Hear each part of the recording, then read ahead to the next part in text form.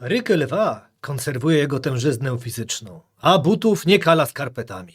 Kocha słowa i litery, ale cyfry umieszcza już z tyłu okładki.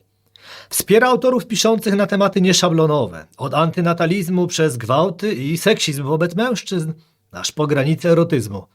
I coś tam jeszcze z Gwiezdnymi Wojnami w tle.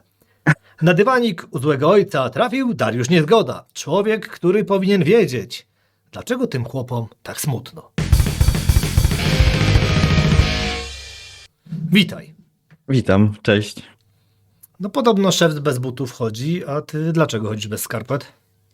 Dlaczego chodzę bez skarpet? Nie wiem, to jakieś takie pytanie dziwne. No Mam tak na skarpety, zdjęciach się ale butów nie mam w prezentujesz. tym No ale momencie. właśnie na zdjęciach, co cię widzę, tutaj jakieś promocyjne zdjęcia, to normalnie. A tam są skarpety na tych butach, w tych butach, tylko są wewnątrz, to są takie małe skarpety. Ach, małe skarpety. Dobrze, że książki macie duże. To już tak po tym krótkim, najważniejszym pytaniu, reszta to już tam wiadomo, jakieś książki będzie. Ale to były bardzo wnikliwe obserwacje, że tam trzeba było to zdjęcie powiększyć do skarpet. No, to może niewystarczająco je powiększyłem, czyli no cóż, mea culpa. Powiedz mi, czym podpadł ci ten biedny George Lucas, że po raz kolejny mieszasz go do spraw związanych z mitomanem, czy tam mitoznawcą, jak to tam się mówi? George Lucas w zasadzie niczym mi nie podpadł i szczerze mówiąc nie za bardzo lubię Gwiezdne Wojny. Oglądałem parę tych filmów, serii i nudzą mnie tak naprawdę. Te wszystkie opowieści, które pojawiają się w kinie, czy to u Lucasa, są powtarzalne. A jeżeli są powtarzalne, to prawdopodobnie gdzieś tam kryje się jakiś wzorzec za nimi. I wiem, o co chodzi. To jest nawiązanie do Josepha Campbella, do Bohatera o tysiącu twarzy, do książki, którą ostatnio wydaliśmy. Więc być może książka bardziej mi podpadła niż ten Lucas nieszczęsny.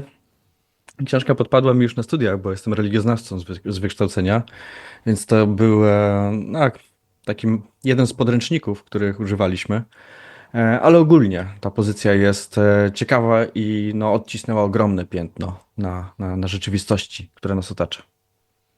No ale wykorzystałeś jednak tego Lucasa, żeby promować tę pozycję. Oczywiście, tak. No, Lucas sam zresztą się do tego przyznawał. Mówił to wprost, więc tutaj akurat nie mieliśmy problemu. Jeżeli chodzi o ten tekst, który pojawił się u nas na stronie i ta wypowiedź Lucasa na temat książki, ona pochodzi ze strony wydawcy oryginalnego, czyli z fundacji Josepha Campbella, gdzie ten tekst właśnie był zamieszczony po angielsku, więc no, to jest jako materiał promocyjny. W książkach, w promocji książek bardzo często używa się znanych postaci, znanych osobistości do tego, aby swoim autorytetem zaciekawili czytelników i by oni chcieli sięgnąć po daną pozycję. Nie no, tutaj oczywiście cię nie atakuję, przecież nie powiedziałem, skoro nie lubisz Gwiezdnych Wojen, to się żegnamy, no i kojarzę, że w latach 80. już się pojawiały pierwsze wywiady. Że nie lubię, że jakbym tak antypatię darzył, to nie, to po prostu mnie nudzą. To jest zupełnie coś innego. Dobrze, to powiedz mi w takim wypadku, skąd w ogóle jest taki twój pomysł po tych skrajnie optymistycznych pozycjach, jak na przykład najlepiej się nie urodzić, zaistnienie jako krzywda, bo to był taki tytuł, żeby przejść do fenomenu określanego właśnie między innymi mianem książki, która dała takie swoiste podstawy dzisiejszej popkulturze. Książki, które wydajemy, to są książki w jakiś sposób albo zmieniające rzeczywistość, albo mające potencjał ku temu, żeby rzeczywistość zmieniać, rzeczywistość społeczną. I to jest wspólny mianownik tych książek. Książka faktycznie, bo tutaj może wydawać się, że po tekstach, które dotyczą na przykład rozmnażania, etyki, książka, która dotyczy popkultury w takim bardzo pobieżnym rozumieniu, jakoś nie wpisuje się w kontekst, ale to też nie jest tak. Ta książka mówi też o nas, o człowieczeństwie. Ona głęboko sięga w rudymenty tego, kim my jesteśmy. Dobrze. Jak Katarynka dalej o tego George'a Lucasa, bo wiesz, to musi jakoś wypozycjonować ten początek rozmowy. Biedny jeszcze nas pozwie i się okaże, że To najwyżej ciebie, przecież ja tu z nazwiska nie występuję. To pewnie może inaczej, bo tak, to jest taka ciekawostka, ale dlatego tego Lucasa wyciągam do znudzenia, no bo on bardzo dba o imperium finansowe.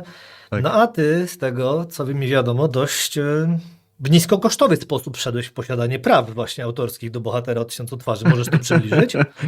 No, czy niskokosztowy, niski próg Dość, wejścia tam dość był, niski. a jeżeli chodzi o koszt, to jest standardowy, bo każdy wydawca, podpisując umowę wydawniczą na wydanie polskiego dzieła, ma określony procent i ten procent jest w zależności od wydawcy, no to 7, 8, 9% od sprzedaży książki. Więc tutaj nie odbiegliśmy. Natomiast sam zakup praw był symboliczny, bo po pierwsze, dobrze się znaliśmy z fundacją. Ja się dobrze znałem przez pracę w wydawnictwie Nomos i przez panią profesor Borowik z Fundacją Campbella, bo ja z nimi korespondowałem przez wiele lat, jak pracowałem w wydawnictwie, więc tutaj akurat mieliśmy możliwość taką no, sympatycznego podpisania umowy bez żadnych podejrzeń, tylko po prostu sobie zaufaliśmy, że będziemy sprzedawać tę książkę, więc tutaj akurat nie było dużego progu wejścia. Ale jeżeli chodzi o sprawy finansowe, to jak najbardziej jest wszystko po staremu, że tak powiem. Dokładnie o rzeczony próg wejścia pytałem, ale no tak też trzeba wyjaśnić, że nieprzypadkowo wałkujemy tego Bohatera o tysiącu twarzy, no bo tak jak już zresztą powiedziałeś, niedawno nakładem twojego wydawnictwa ukazało się kolejne takie jego faktycznie ekskluzywne wydanie. I zresztą jeszcze przez kilka dni będzie można wygrać egzemplarz na blogu Złego Ojca, ale teraz takie poważniejsze pytanie, bo patrz, narzekamy na poziom czytelnictwa, masowy zalew słabych książek, a wy jednak w kontrze wracacie z książką, której pierwsze wydanie ukazało się w 1949 roku. No i jak sam mówisz, ty miałeś to jako podręcznik na studiach. Jak chcesz do zwykłych ludzi teraz trafić tym, gdy no, dziennie wydaje się teraz no, multum książek różnego poziomu, tak delikatnie rzecz ujmując. O, to jest super fajne i ciekawe pytanie. Przede wszystkim czytamy bardzo dużo, my, ludzie, teraz, w dzisiejszym świecie. Uważam, że non-stop mamy styczność z tekstem. W internecie, w telefonie, w książkach też. Cały czas czytamy w zasadzie. Więc upadek czytelnictwa zwykle rozumie się jako niemożność wyciągnięcia takich pieniędzy, jak się kiedyś wyciągało z książek, przy braku jakiejkolwiek promocji. To najczęściej wydawcy rozumieją jako upadek czytelnictwa, bądź też biblioteki, które no, nie chodzi się do bibliotek. Dzisiaj zapłaciłem karę 100 zł w bibliotece właśnie, bo przetrzymałem książki, które służyły mi do pracy nad książką Campbella. Ale wracając do tego jeszcze pytania, zwiększa się stale liczba wydawanych pozycji książek. Produkuje się książki masowo, przy czym to właśnie to czytelnictwo spada. Dwukrotnie spadło w ciągu 15 bodajże lat i dwukrotnie zwiększyła się liczba wydawanych pozycji każdego roku. Więc mamy czterokrotnie więcej książek niż było czytelników kiedyś. I nic dziwnego, że jest trudniej. Natomiast nasze wydawnictwo, to co robimy, to co wydajemy, ukierunkowane jest w tę stronę, aby publikować książki, które są odpowiednio dobrane, które będą ciekawić czytelników. Chcemy, aby było tak, że każdą książkę, którą weźmie się do ręki, to będzie coś ciekawego. Aby nie było sytuacji, w której czytelnik zastanawia się, czy kupić książkę i gdy ją kupi, to się okazuje, że albo go nudzi, albo jest nieciekawa, albo nic nie wnosi do jego życia. No to jest właśnie ta bolączka. Dlatego też wydaje mi się, że wydawcy sami zepsuli rynek obecny, ponieważ zalali czytelników książkami, które są słabe, nieciekawe, nieinteresujące zwyczajnie, nic nie wprowadzają w ich życie, żadnej nowości nie poruszają, więc nic dziwnego, że później czytelnicy nie chcą tego czytać, nie chcą kupować. Więc tutaj akurat w naszym przypadku jest zupełnie coś innego. Już na samym etapie selekcji tytułów bardzo dużo czasu poświęcamy na to, jaką książkę wybrać, jaki temat poruszyć i co on może wnieść do życia ludzi. Do osoby waszego patrona jeszcze wrócimy, ale bo akurat on bardzo zwraca uwagę na słowa, ich tłumaczenie i znaczenie, ale właśnie to, co przed chwilą powiedziałeś, no tu już się pojawiła pewna odpowiedź chyba na tę tezę, dlaczego jest problem też z książkami, no mianowicie produkuje się je. Większość wydawnictw teraz produkuje, to jest produkt, no czyli jest szansa, że będzie produkt nietrafiony i czytelnik się zrazi, bo no zobacz, jest teraz takich książek faktycznie, które się kupuje dla okładek. Tutaj akurat nie piję do was, bo mnie osobiście podobają się wasze okładki. Ale Tak, wiesz, masz nagrody trochę... dostajemy za te projekty. To Michał Dziadkowiec, nasz projektant często robi tak dobre rzeczy, że jest utytułowany dzięki temu. Cytując komiksowego bohatera z Opolszczyzny, dziwnym nie jest, ale właśnie tak jak mówisz, no ktoś kupi ze względu na okładkę pierwszy, drugi raz się też może naciąć, no ale wasz wybór pozycji, no, wasz dobór pozycji jest specyficzny, no i teraz tak, chcecie pokazać ludziom książkę, no, którą można powiedzieć, no już wszyscy przeczytali. Kto miał przeczytać, kto powinien był ją przeczytać, to ją przeczytał, no bo tak jak mówisz, no jest pozycją naukową.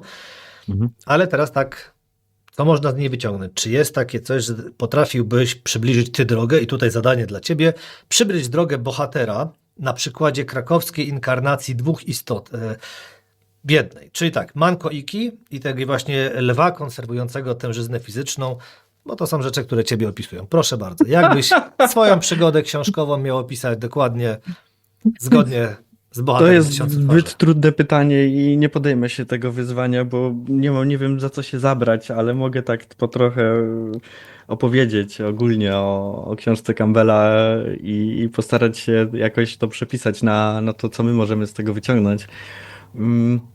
Campbell, opierając się na wielu przykładach i stosując popularną w jego czasie metodę pracy z mitami, wyprowadza pewną strukturę. To jest struktura opowieści, prawda? Czyli wydaje się, że czegoś fikcyjnego, ale pod tą strukturą opowieści jest opowieść o zmaganiach, o tym, że my, ludzie, również przechodzimy pewne perypetie i dzięki temu nadajemy sens nam samym, naszemu życiu. Mieliśmy jedną książkę, która opowiadała o tym, że życie w zasadzie nie ma sensu, tak biorąc rzecz obiektywnie. To była książka Davida Benatara i faktycznie, gdy spojrzy się na życie, to ono nie ma sensu, ale żeby przeżyć życie godnie i żebyśmy mogli czerpać z niego jakąkolwiek radość, to jednak ten sens musimy sobie nadawać. I taka podróż bohatera, która w pewien sposób kształtuje nas i nadaje sens naszemu życiu, jest niezwykle potrzebna. Tutaj Campbell uderza w te struny właśnie. Dobrze, widzę, że tutaj będziesz tak skrótowo odpisywał, to skoczmy gdzieś zupełnie dalej. Miałeś już pewną, wasze wydawnictwo, nie ty, miałeś pewną przygodę z podcastami. I powiedz mi, skąd pomysł na wybór fragmentu o trawestii? Bo akurat to trafiło do Tak, tego to- podcastu, bardzo specyficzny fragment. Przyznaję.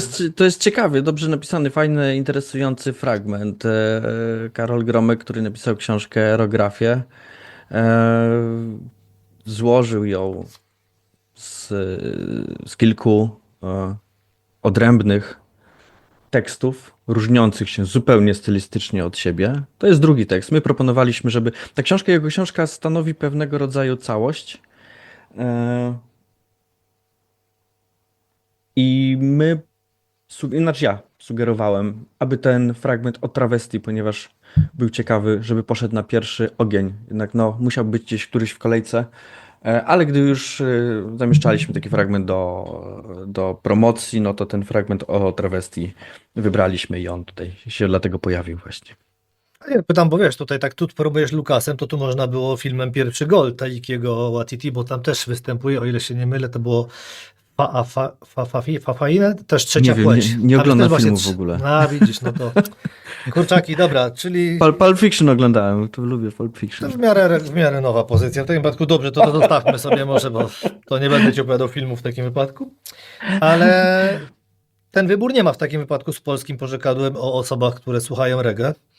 Bo wiesz, po twojej pracy badawczo-wydawniczej widać, że lubisz przemycać różne zainteresowania. Ale tam były głęboki research poszedł, widzę. No wiesz, u Grumka, jak to mówią, też się cuda dziali, jak mawiał pewien przestępca seksualny. Więc pytam, to tak, to nie było jednak tego wyboru tutaj kierowanego pewnymi Nie, reggae to było tworzeniami? zupełnie coś innego. To moje młodzieńcze zainteresowania. Miałem dredy kiedyś też. Też Z jednym interesowałem się. widziałem. Słucham? Z jednym cię widziałem. Tak, miałem jakieś całą głowę, 3 razy nawet chyba. No dobrze, to Tak, ten miałem do 30 roku życia dreda. Jednego, a potem mi kolega odgryzł i nie miałem już. współczuję straty, współczuję koledze chyba bardziej nawet, bo wiem jak dredy wyglądają. No dobrze, to, no to spróbujmy coś, co cię interesuje. To ten Jackim w ogóle jest Bogiem, prezydentem, kierownikiem czy trenerem? Bo to wiesz, bo to różnie śpiewali o nim, że... No, Wawa Muffin tak śpiewał. Mhm. Jah jest bóstwem, jest Bogiem, normalnie dla Rastafarian, To o normalne. ile możemy takich określać, bo tutaj wszelkie określenia, takie etykietowanie to nie jest pomyśli Rastafarian, więc oni woleli po prostu mówić, że są religijni w pewien sposób. mając na uwadze to, że są jeszcze dużo odłamów różnego rodzaju, prawda? Ale ogólnie rzecz biorąc, no, to jest Bóg, nasz Bóg, taki biblijny Bóg po prostu, z takim imieniem konkretnie. Że mówisz cały czas nasz, a przecież wiesz, że w Polsce niedługo zdelegalizujemy reggae. Reggae? Tak? Tak, Nie słyszałem. miejmy A to nadzieję. ciekawe. Miejmy nadzieję. To już Ale ja mam nadzieję, że polskie reggae zdelegalizują. głównie, no przede wszystkim, bo to na pierwszym miejscu. No okej, no ale to skoro mamy tego Dża i reggae za sobą, to wróćmy do Andreskiego. Skąd wybór właśnie takiej, a nie innej osoby na patrona? No bo tu akurat nie da się ukryć, że ma pewien wpływ na obraną przez was ścieżkę tematyczną, bo to Oj, jednak ogromną. człowiek w kontrze. Tak, Andreski, Stanisław Andreski to jest niezwykle ważna postać w nauce i jego podejście do nauki, kwestionowanie, nieustępliwość przyświecają jako idea nam cały czas, prowadząc wydawnictwo.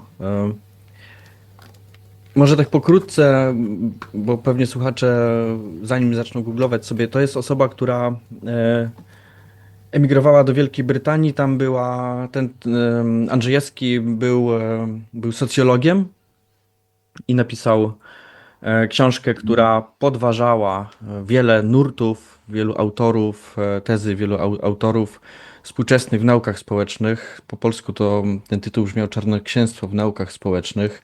Kwestionował, podważał, często zarzucał to, że badacze używają bełkotliwego języka do tego, żeby opisywać oczywistości i nic nie wnoszą swoimi badaniami. Więc jeżeli chodzi o nas i dobór patrona, no to był wzór etyczny też często, ale też taki właśnie wyznaczający kierunek, jak powinniśmy podążać w nauce. Dobrze, no i był tak zaskakującą osobą, że nawet zmarł niespodziewanie. W myśl hasła coraz młodszych śmierć bierze, bo bardzo mi się podobał artykuł, czytałem, gdy zmarł w wieku 88 lat, to napisano, że właśnie było to nagłe. Gdzieś mam ten cytat taki. O, Kurczaki, tego nie widzisz? znam. To jest, Nie, no albo właśnie, czytam. aż sobie wydrukowałem, tylko żeby nie zgubił. 26 września 2007 roku zmarł niespodziewanie w Upper Basildon w Anglii Stanisław Andreski, żołnierz września. No i tam za chwilę się dowiadujemy, że urodził się w Częstochowie 8 maja 1919 roku, co no pobieżnie rzecz licząc no miał 88 lat z groszami, więc tak. Tak jest. No ale nie da się ukryć, że wpłynął na socjologów i nie tylko. A ja najbardziej go pamiętam, i to jest sobie taki cytat, aż wynotowałem, że to jest niedokładny cytat, bo ja go z angielskiego brałem, ale że współcześni autorzy zastępują przydatne słowa polskie angielszczyzną, po to, by wypadać lepiej niż autorzy nieznający polskiego. I to jest fajny przykład, czyli zamiast pisać wkład i wytwór, wyciągając ze słownika input i output, zapominając właśnie o tej całej naszej translatorskiej pracy. Jak u was wygląda z pracą translatorów? Dobieramy tłumaczy często, ponieważ ja pracuję w wydawnictwach różnych od lat już jako redaktor. No, w zasadzie pracowałem na każdym możliwym stanowisku, więc często korzystam z uprzejmości tłumaczek, którzy już wcześniej, z którymi wcześniej już pracowałem. Miałem możliwość poznać te osoby, zobaczyć ich warsztat, czy potrafią tłumaczyć, jak bardzo skrupulatnie potrafią podejść do swojej pracy z odpowiedzialnością, no i z profesjonalizmem, bo to jest niezbędne. Przekład jest bardzo ważny i przekłady też nie są równe. Są książki i teksty, które wymagają lekkiego języka, lekkiego przełożenia, a są teksty, które wymagają naprawdę ścisłego przekładu, jak na przykład teksty Davida Benatara, gdzie to jest filozofia brytyjska, analityczna i tam musi być bardzo wiernie wszystko oddane, aby nie dopuścić się do przekłamania jego wywodu logicznego. Więc tutaj musi być przekład bardzo dokładny. Są teksty, które właśnie, tak jak mówię, nie wymagają dokładnego przełożenia, ale wymagają takiej lekkości językowej. Oczywiście wszyscy z tych tłumaczy, z którymi współpracujemy, potrafią w jedną bądź drugą stronę, ale mają specyficzne swoje uwarunkowania, sympatie też. Często z tłumaczami jest tak, że mają właśnie pewne dziedziny, w których się specjalizują. Zresztą redaktorzy też tak mają. Ja też mam tak, więc najlepiej się pracuje z osobami, które najlepiej czują się na danym polu i wtedy możemy z nimi nawiązywać współpracę. Zostawmy na chwilkę optymizm tych socjologów, którzy no, mówią o tym, że 88 lat to jest młody wiek na śmierć. Pozostajemy przy ich pięknym uśmiechu, gdy pytają może frytki do tego, ale w tym wspomnianym artykule o Andreskim znajdowały się słowa, bo ten artykuł, to też przypomnę, żeby nie było, bo on faktycznie się ukazał tuż po śmierci, on pochodził In memoriam napisany w jakimś czasopiśmie Studia socjologicznym. socjologiczne 2007, bo wynotowałem, Kultura Wymaga, 2007 numer 4, żeby też oddać źródło. Ale w tym artykule znajdują się słowa droga zawodowa Stanisława Andreckiego, słowa kariera jakby nie całkiem do jego osoby pasuje. Była kręta, bogata i zróżnicowana. To jak to wygląda właśnie z twojej perspektywy z prowadzeniem wydawnictwa, którego pozycje, jak już ustaliliśmy, no niekoniecznie adresowane są do szerokiego grona, żeby nie użyć słowa mainstreamowego, bo tu mógłby nas z zagrobu wasz patron chcieć kopnąć, że tak spalszczamy, bo no jakby na tej waszym nie wpisujecie w ten główny nurt, a jednak to jest kupa roboty. Jak ty to odbierasz? Czy czujesz satysfakcję z tego? Oj, oczywiście, że czujesz satysfakcję, bo gdyby nie było satysfakcji, to nie byłoby sensu. My pracując w naszym wydawnictwie nie zarabiamy na tym.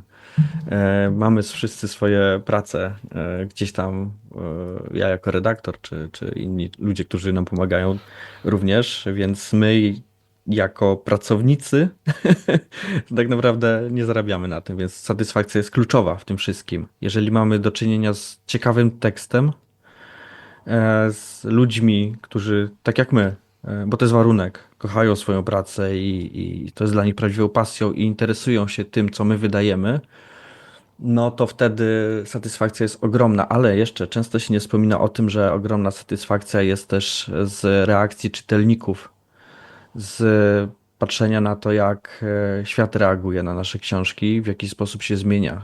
Po książce z antynatalizmu pamiętam, debata się rozpoczynała, ale nie na taką skalę, jak po naszej książce. Gdzieś te nasze książki zawsze nie są wymieniane, ale wiemy, że od momentu wydania naszej książki inicjują się pewne debaty w społeczeństwie. Tak samo w przypadku chłopców i mężczyzn ta książka również się dobrze sprzedawała i ta książka również wywarła ogromną rolę w tym, aby debata na temat sytuacji mężczyzn była podejmowana. Albo przynajmniej oswojona, albo może w taki sposób prowadzona, gdzie nie konfrontuje się stron, bo to też jest kluczowe dla nas, żeby nie zaogniać konfliktu, ale żeby znaleźć miejsce, gdzie jest konfliktowe i go raczej łagodzić, znajdować taką nić porozumienia pomiędzy ludźmi.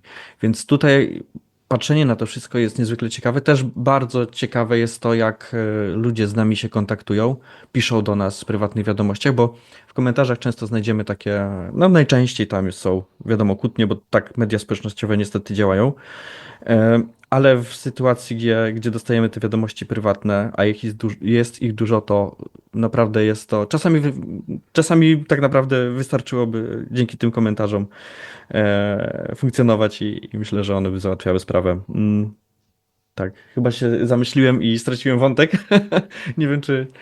Spokojnie, spokojnie, to jeszcze cię przewrócimy na odpowiednie tory, bo ja tylko sprawdzam Dobra. sobie profilaktycznie, jakie masz te książki od razu, żeby pamiętać, bo jeszcze faktycznie i chłopcy, i mężczyźni, i drugi seksizm to coś, co chciałbym, żeby przed nami było, ale tak właśnie wracając do tych pieniędzy, bo to ludzie często zastanawiają się, że wiesz, na wydawnictwie na pewno się musi dobrze zarabiać, no ale wy to ewidentnie wydajecie z misji, no bo tematy trudne, nieszablonowe, one chyba nie są dotowane chętnie, to powiedz mi, jak to u was wygląda?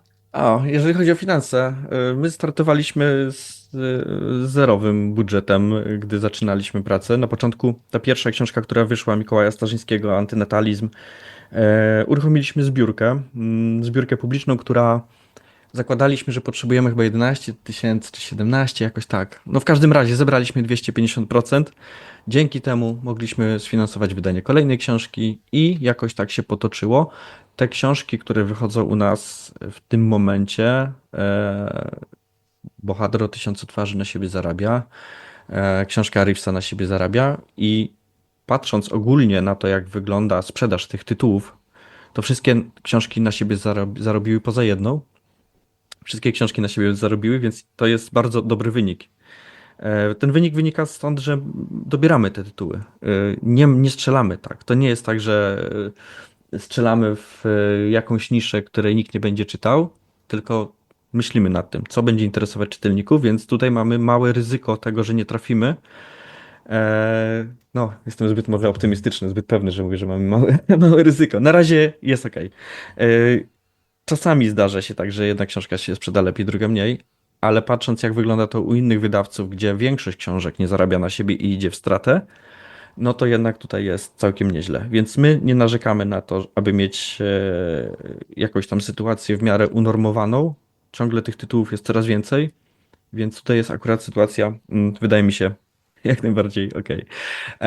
A jeżeli chodzi o nisze, o to, czy to są tematy niszowe, poniekąd są w odwrotną stronę do trendów. Czyli jeżeli mamy na przykład feminizm i widzimy, że tytułów związanych z feminizmem jest dużo, to staramy się znaleźć coś, co uzupełni debatę. Nie chcę tutaj powiedzieć, wyjdzie w kontrze do feminizmu, bo to zupełnie nie o to chodzi, ale uzupełni debatę o właśnie prawa mężczyzn, o sytuację mężczyzn. Bo widzimy, że gdzieś ta grupa jest faktycznie potrzebująca i wymagająca tego, aby się tym zająć. No i dobrze mówisz, że uzupełnić, bo faktycznie nawet tam Benatar też zwraca uwagę, że nie chodzi mu o to, żeby być w kontrze, no on sam jest znany z ruchu feministycznego, o ile dobrze pamiętam. Więc, Tak, to są to sprawy uzupełniające się. Myślę, że Wojtek Czusz, który redagował tę książkę, mógłby więcej powiedzieć na temat Davida Benatara. Ja mogę tak ogólnie powiedzieć na temat tych dwóch książek. One w żaden sposób nie wchodzą w konflikt. To jest wręcz sytuacja, w której autorzy, czy to Reeves, czy Benatar, jasno wypowiadają się, że to jest dopowiedzenie do feminizmu, że jeżeli gdzieś w jakimś stopniu dyskryminujemy osoby ze względu na płeć i najczęściej uważa się, że są to kobiety, to być może jest gdzieś takie pole, gdzie faktycznie mężczyzn się dyskryminuje i to mężczyźni, mówiąc, no może tak bardzo ogólnie, że mają gorzej, no nie gorzej, inaczej w pewien sposób. Więc oni stanowią taki głos uzupełnienia do tego wszystkiego. do tego męczenia o mężczyzn wrócę za sekundkę, bo no, powiedziałeś, że jedna pozycja nie zarobiła, to chyba najbardziej nastawioną na zysk był no Eschatonomikon, prawda? No 50 000 cytatów na krzyż i od razu książka, do wielkie To nie halo. nasza książka. No ale do kogo ona jest kierowana? Jest u Myśmy was ją sprzedawana. dostali. No właśnie, do kogo ona jest kierowana? Bo to jest moje pytanie. Słucham? Do kogo ona jest kierowana? Tak brzmi moje pytanie, bo to nie pytam Nie czyja. wiem, bo to nie nasza książka jest. Czemu To jest pozycja, którą otrzymaliśmy, która pojawiła się znikąd i prawdopodobnie jest wytworem rzeczywistości. I my na tym nie zarabiamy. Patrząc na to, jak to jest wydane, no nie wydaje mi się, żeby ktokolwiek kiedykolwiek na tym mógł zarobić. Ale tak naprawdę to nie jest nasza książka. Ja mówię uczciwie, poważnie, to nie jest nasza książka. My ją tylko dystrybuujemy i mamy u siebie w ofercie. widzisz, to cały dowcip po prostu psów normalnie zadek, ale trudno. Ta książka by nas pogrążyła, gdybyśmy ją chcieli wydać. No jest, powiem ci, To jest ręcznie zwraca szyta, uwagę, nie więc- oszukujmy się, bardzo zwraca uwagę na siebie, dlatego musiałem o nią spytać, bo to no, nie jest to książka pierwszego wyboru, nawet na prezent jest ją, no trzeba się zastanowić dla kogo. A kilka osób kupiło przed świętami teraz. No bo tak mówię, że trzeba się zastanowić, bo powiem Tak. szczerze, rozmawiałem z kimś dokładnie pod tym kątem, że też się zaczął tak, naprawdę, zastanawiać. tak. Bo to, No ja myślę, że trzeba się zastanowić w ogóle, co to jest, bo no, intrygująca rzecz po prostu. ja jeszcze się zastanawiam. Miałem nadzieję, że mi odpowiesz, no ale skoro sam mówisz, że nie jest wasza, to i się jeszcze zastanawiasz, to zostawmy ją, okej, ale tak, będziemy o tych mężczyznach jeszcze rozmawiali. Powiedz mi tylko, czy mężczyznom tak faktycznie jest coraz gorzej?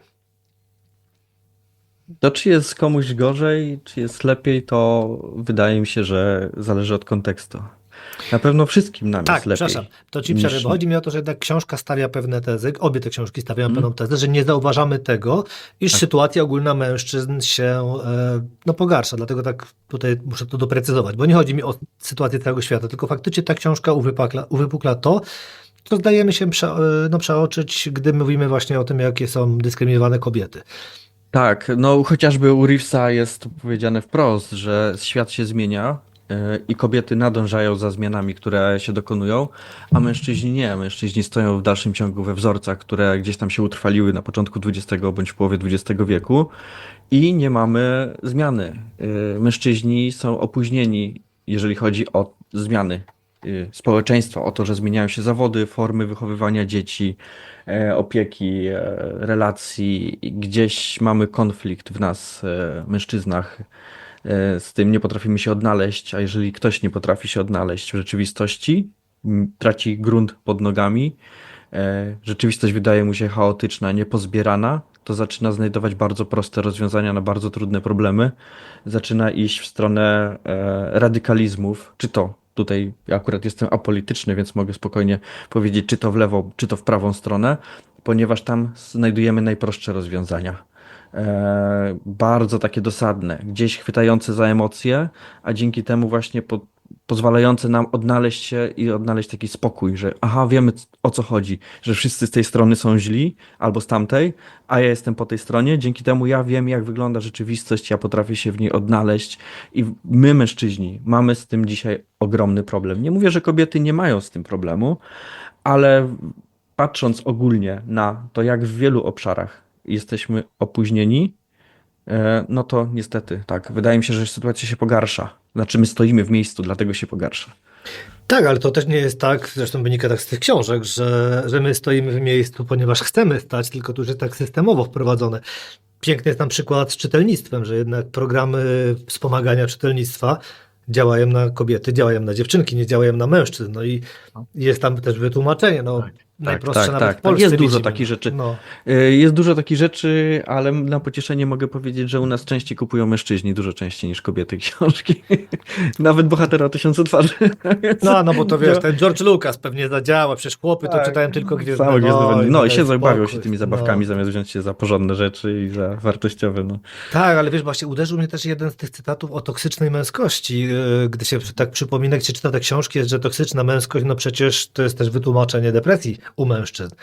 Tutaj brak tego wsparcia i to nie jest tak, że mężczyźni sami w sobie zaczynają mówić, że no, że, bo tak, po pierwsze jesteśmy wychowywani tak, że no mężczyzna ma sobie radzić i prawda, tej depresji nie widzieć, ale faktycznie jest ten dobry kontrargument, że jeśli mężczyźni na przykład mają problemy psychiczne, to bardzo często słyszą, no ale to jest wina waszej toksycznej męskości, bo nie rozmawiacie o tym. I to jest ciekawe podejście, no, które właśnie wypływa z tych książek czy z wstępu, bo to też w różnych miejscach jest, a nie chcę mieszać, bo na przykład autorka wstępu też sama mówi, że używa innych słów niż autor, więc tak, żebyśmy No doprecyzowali. i tak, to znaczy jest pewna tendencja do tego, żeby wszystkie problemy, które są, mówić, że wynikają z systemu, z konstruktu społecznego, w jakim jesteśmy, z otoczenia, z warunków, w jakich się wychowywaliśmy, ale gdy problem dotyka mężczyzn, to jest ich wina osobista, ich prywatna sprawa, że on tak postępuje, to jest jego wina. Natomiast jeżeli spotykamy się z dyskryminacją na tle rasowym, czy jakimś innym, no to już jest systemowe. To nie mówimy, że to jest wina, prawda, nie wiem, osób o różowej karnacji, że ich się dyskryminuje, tylko właśnie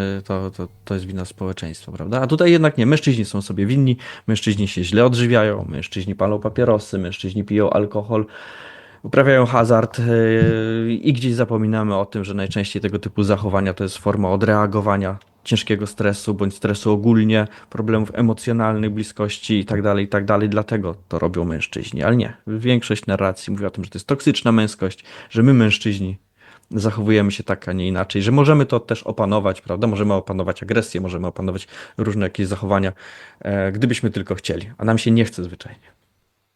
Tak, no zawsze musi być gdzieś ta wina umieszczona, więc jest prościej, ale bardzo mi się podoba, że jeśli już się zacznie wczytywać też, nie w wasze książki, bo w te to wiem, że wczytać, ale w te takie różne już ala spiskowe, to gdzieś natknąłem się, że przecież no, był taki eksperyment Calhouna o myszach, którym stworzono idealne warunki. I o ile dobrze pamiętam, tam, no myszy generalnie wyginęły, to się tyle powiem, to tak się kończy, nie? To tak, żebyśmy mieli w skrócie, ale to już wiemy, że życie to cierpienie, tak jak tam piszecie. Ale tam jest taki moment, w którym samce myszy, które mają wyłączone obowiązek walczenia o byt, o przetrwanie, zaczynają dbać o siebie. I wiesz, już można przenieść, że no teraz coraz więcej młodych mężczyzn chodzi na siłownię. I wiesz, że samice myszy są coraz bardziej dominujące i agresywne. I po prostu podoba mi się, że to...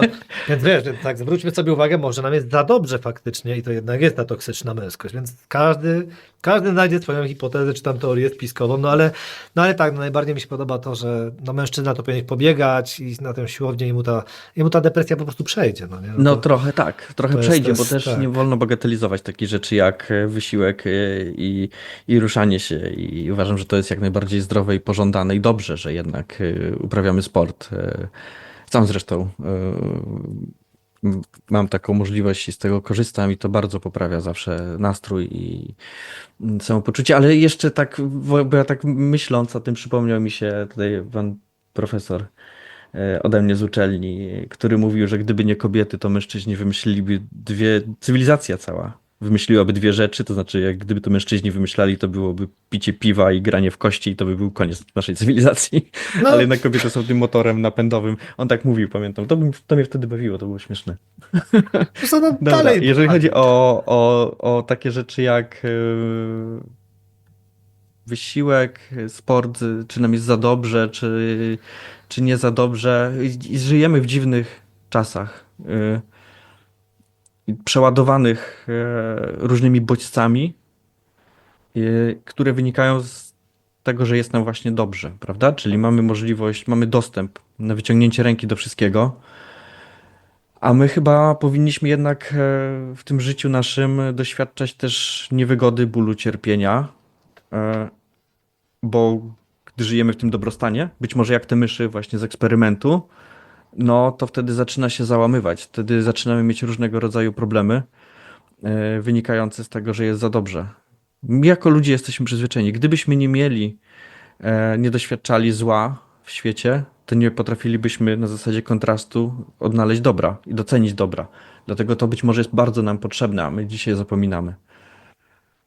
Bardzo mi się to podoba, żeby rozluźnić na sekundkę atmosferę, mówisz o przeładowaniu, to ja mam takie wrażenie, myślę o przeładowaniu, że no taki pewien adres jest przeładowany, bo gdy się pogrzebie w sieci, to i wydawnictwo, i ręcznie rysowane jamniki, to po prostu są pod tym samym adresem i punktem, wiesz, takim stycznym jest religioznawstwo. Więc powiedz mi, dlaczego ci religioznawcy po prostu mieszkają wszyscy pod jednym adresem? To jest dopiero przeładowanie. Ręcznie rysowane jamniki to moja dziewczyna rysuje. Tak, ale to dawno temu, tak, faktycznie kartki rysowała akwarelami, tak, tak. Dlaczego no, No dlaczego? skąd to...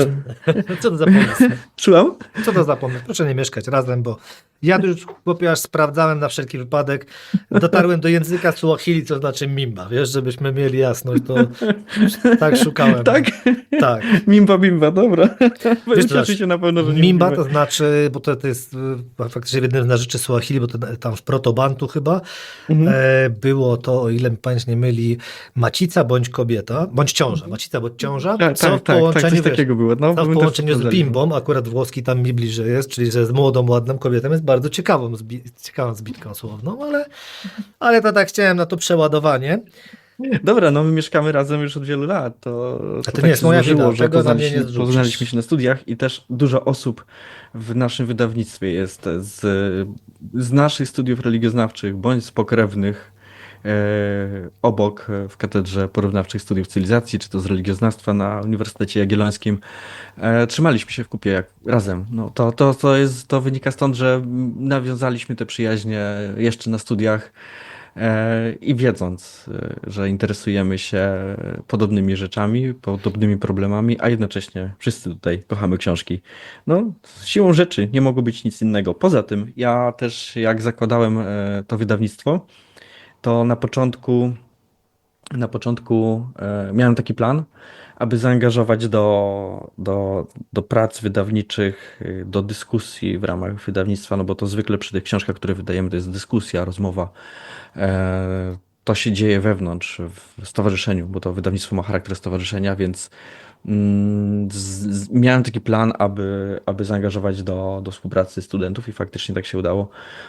Zuzia i Witek, dwójka studentów, z którymi miałem przyjemność razem.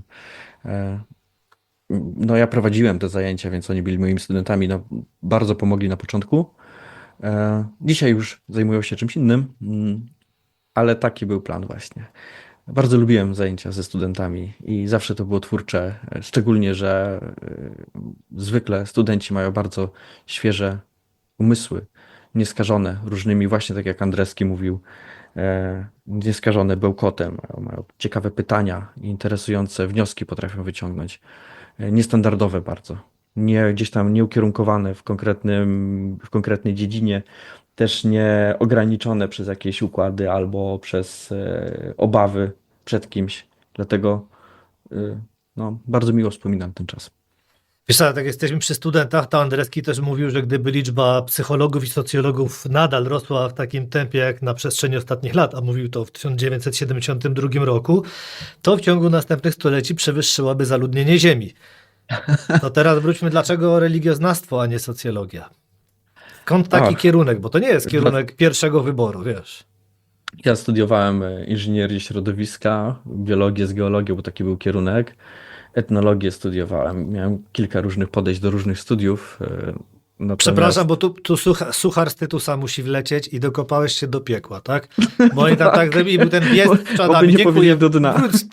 Wróć sobie do tematu, przepraszam, ale musiałem, bo Tytus to Tytus. Tak, ale studia religioznawcze ja poszedłem w pierwszej kolejności na niestacjonarne, czyli zaoczne dawne i zakochałem się. To jest niezwykle ciekawy i jednocześnie bardzo trudny kierunek. To mocno nas przeorali na tych studiach tak naprawdę. To nie było coś łatwego i właśnie to było dlatego ciekawe. To dotyka samych podstaw człowieczeństwa, tak jak u Campbella. Więc te studia były bardzo, bardzo, bardzo ciekawe i polecam każdemu, kto by miał możliwość. Nie wiem jak jest teraz, bo już nie jestem związany z Instytutem dobrych parę lat, ale pamiętam, że nie mogłem spać. Tak było ciekawe. Kurczę, no to widać, że coś jest nie tak z tobą, bo normalny Polak nie może spać, bo trzyma szafę jak na okładce faktu, a ty... No nie Albo wiem, nie zabił wiem. tą kiełbasą Tak, teściową, czy coś tak, takiego. no, ze względu na moje powiązania zawodowe nie będę mówił, kto to pisał takie rzeczy, prawda? Ale cóż, ale szczerze powiem, że najbardziej mi się, bo Andreskiego kojarzyłem, no, że socjolog piąte przez dziesiąte, nie będę oszukiwał, że wcześniej czytałem jakoś więcej jego prac, ale bardzo mi się podobało jego wywód na przykład na temat zatarcia się różnicy dla wielu między energiczne a agresywne. Między słowami energiczne, agresywne, że właśnie, że to już buduje pewne problemy, podważa etykę i utrudnia prowadzenie dyskusji, bo wprowadza zamęt. I tego niechęć do anglicyzmów, to akurat coś, co mi się bardzo podoba, mimo że wielu znajomych filologów mówi, no cóż, no język się rozwija, trzeba, ale faktycznie przemawia do mnie sam ten problem, że tracimy zdolność do precyzyjnego wyrażania się w ojczystym języku. Mhm. No to tego by się przydało czytać jeszcze, więc... Oj, to jest standardowy problem, jeżeli chodzi o jasność wyrażania się i większość autorów, 90%, teraz strzelam oczywiście z procentami, ale jako redaktor to ja widzę cały czas, że mamy trudności z tym, żeby się jasno wyrażać i żeby używać dokładnie tych słów, które powinny być użyte w danej sprawie. I to nie jest nic dziwnego. To znaczy, gdyby tak nie było, to ja nie miałbym pracy, nie musiałem poprawiać, ale też nie przykładałbym. Wiem, Andreski pisał w pewnym kontekście, w danym czasie historycznym, też z perspektywy, on był też wydawcą, ale z perspektywy badacza, socjologa, badacza nauk społecznych. Jemu bardzo zależało na tym, żeby nauka była możliwie jak najbardziej ścisła i żeby dało się, znaczy nie ścisła w takim złym, właśnie znów, Precyzyjna, nie, żeby nie w precyzyjna rozumieniu była. nauk ścisłych, tylko klarowności myśli w ten Mhm. sposób.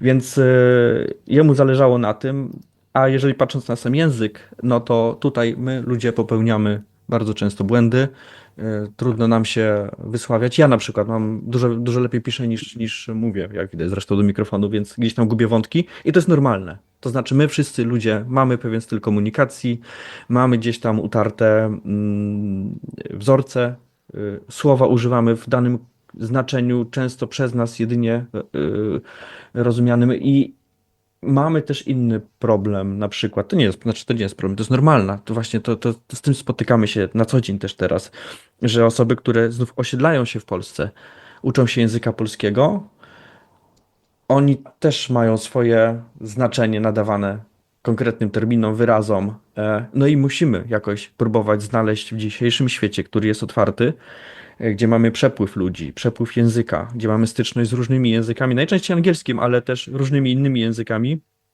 Gdzieś musimy dbać o to wszystko. I my, jako użytkownicy tego języka polskiego od urodzenia, no, powinniśmy chyba troszczyć się o to najbardziej, ale nie robiłbym z tego czegoś wielkiego. No, tak jak mówię, to jest normalna sprawa, że tak się dzieje. Zawsze tak było. Dobrze.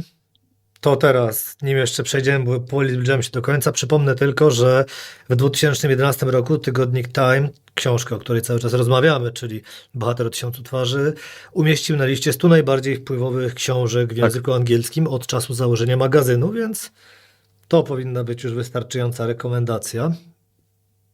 Sąsiad mi wierci. Nie wiem, czy będzie słychać na naszym nagraniu, ale jest tam remont i właściwie chyba odpalił wiertarkę.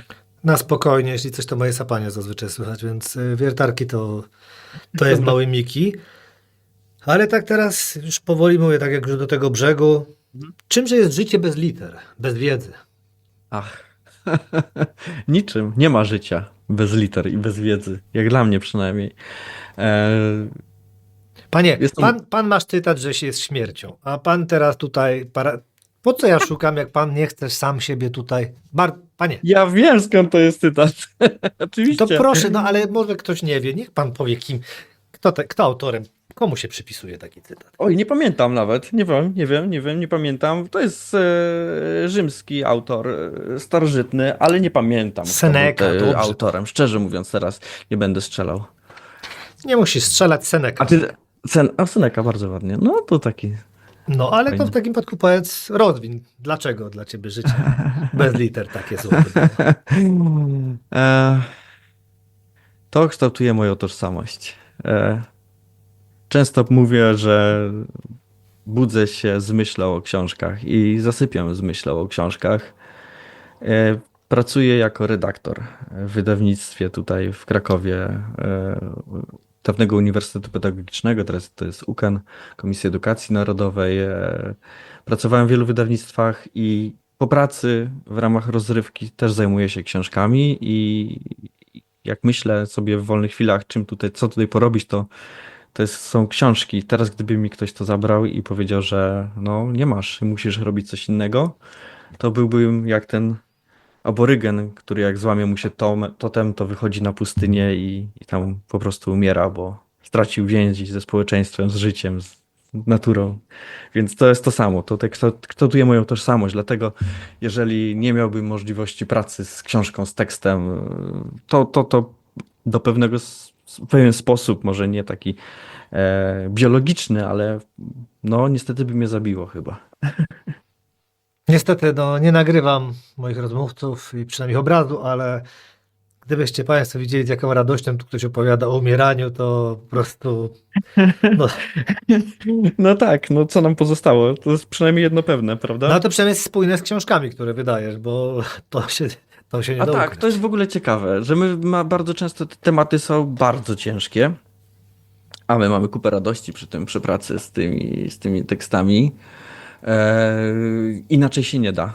To znaczy, tu już mówiąc całkowicie poważnie, gdybyśmy nie mieli humoru w tym wszystkim, nie znajdowali takiej radości nie tylko z pracy, z tym, że to jest ciekawa rzecz jako praca, ale z podejmowania takich tematów. Gdybyśmy nie obracali często tego w żart, to wydaje mi się, że przy tak ciężkich tematach to nie podołalibyśmy przy tym. To byłoby za trudne. Książki, które wydajemy często, wiem o kilku, że kilku takich przypadkach, że ktoś zaczynał czytać i nie dokończył po prostu. No bo to jest za trudne dla niego. Więc Książki, mam nadzieję, że gdybyśmy nie tego nie dokończył. mieli, gdybyśmy nie żartowali sobie ze śmierci, z tego, że życie na przykład nie ma sensu i wszyscy umrzemy, no to jednak to mogłoby być bardzo druzgocące dla nas wszystkich. Oczywiście chodziło ci o to, że książki nie dokończył. Tak. Wolę dopytać, skoro już mamy w tym czarnym humorze pozostać, to na wszelki wypadek doprecyzujmy. No cóż, miałem cię jeszcze spytać o wpływ marihuany na zmiany percepcji czasu, ale to już chyba teraz... A to jest fajny temat, ciekawy, bo to wydaje mi się, że jest dobry trop dotyczący tego, dlaczego na przykład muzyka dub i reggae kształtowała się w taki, a nie inny sposób. Te powtarzalne schematy. To był dawny tekst, który ukazał się w czasopiśmie takim studenckim, a ponieważ zajmowałem się właśnie, tak jak mówię tutaj, rastafarianizmem, to mnie ten temat też zaciekawił, jeżeli chodzi o upływ czasu, o to, jak czas się tam rozumie, bo rastafarianie mają specyficzną interpretację upływu czasu, bo im czas płynie tak samo jak nam, bo to jest w dalszym ciągu zachodnia kultura, ale oni koncentrują się na obecności, na tym, co jest tu i teraz. Więc specyficzna forma, być może ukształtowana psychodelicznie postrzegania czasu wpłynęła także na muzykę. I to tak. To był temat jeden, z którym się zajmowałem dawno temu, poszukując jakichś tam ścieżek badawczych i dalszego rozwoju, więc w tym kierunku kiedyś poszedłem z czystej ciekawości. Tak, no a poza tym czas im inaczej mija, bo no, nie oszukujmy się, wpływ THC jednak jest przedłużony. To też Tak. nie jest tak, no jednak okres półrozpadu jest 20 do 30 godzin ze względu na powiązania tłuszczowe. Ale mówię, no już tyle nam się rozmawiało, że wolałem zakończyć na tej śmierci, dlatego tym pozytywnym akcentem. Póki jeszcze możecie, subskrybujcie ten kanał, gdziekolwiek go słuchacie, bierzcie się do czytania książek. Dziękuję ci, że znalazłeś czas. Bardzo dziękuję również. To do Wszystkiego następnej. dobrego. Pozdrawiam do- wszystkich słuchaczy i słuchaczki. Dzięki i do następnej razy. Jak to zwykle bywa, po nagraniu dopiero zaczęliśmy rozmawiać na poważnie, więc teraz garść ciekawostek o Andreskim. I tak, mam mówić o tym, co Tak, chwilę proszę o powiedziałem. luźny przepływ. Dobrze, to czuję się, jakbym powtarzał. Czasami jak prowadzę zajęcia, bo też uczę w InDesigna studentów w Krakowie i jak mam te któreś zajęcia, to już mam takie stany, że nie wiem, co mówiłem, a co nie. Więc tutaj rozmawialiśmy przed chwilą o tym, że Stanisław Andreski bardzo zaciekawił też Davida Benatara, który nie znał go, i gdy wydawaliśmy którąś z jego pozycji, to pisał nam, że właśnie Andreski go zaciekawił i ta książka Czarnoksięstwa w naukach społecznych bardzo przypadła mu do gustu. I to było też ciekawe, ponieważ nie wiedzieliśmy zupełnie o tym, że Stanisław Andreski uważa filozofię analityczną za jedną z najważniejszych działów filozofii i taką, którą on uważał za bardzo, bardzo rzetelną naukę. Podobnie zresztą podobne podejście miał do życia jak Benatar, do tego, że w zasadzie nie ma sensu i gdzieś ten wywiad, który Patryk Gołębieski nam podesłał, w którym właśnie jest mowa o Stanisławie Andreskim, jak on wypowiada się na temat sensu życia. No, wszystko to zbiegło się w trakcie prac i jest wielkim przypadkiem, jest biegiem okoliczności, że tak się stało, że gdzieś te wszystkie nasze podejścia do życia, do tego, czym jest życie i jak powinno się uprawiać naukę, połączyły się w jedno w naszym wydawnictwie. To mnie cieszy. To jest taka drobnostka, tak naprawdę nie musiało to się wydarzyć, a jednak się wydarzyło, więc wszystko domknęło się w jedną spójną całość, niemalże jak u Josepha Campbella w opowieści Bohatera. To ja tylko słowem wyjaśnienia dodam, że oczywiście było to bezpośrednie nawiązanie do naszej debaty o lipofilności THC, co zapewne Państwo zauważyli, więc Tak jest, tak, dokładnie. to tym razem już na dobre dziękuję i do następnej razy. Dziękuję bardzo.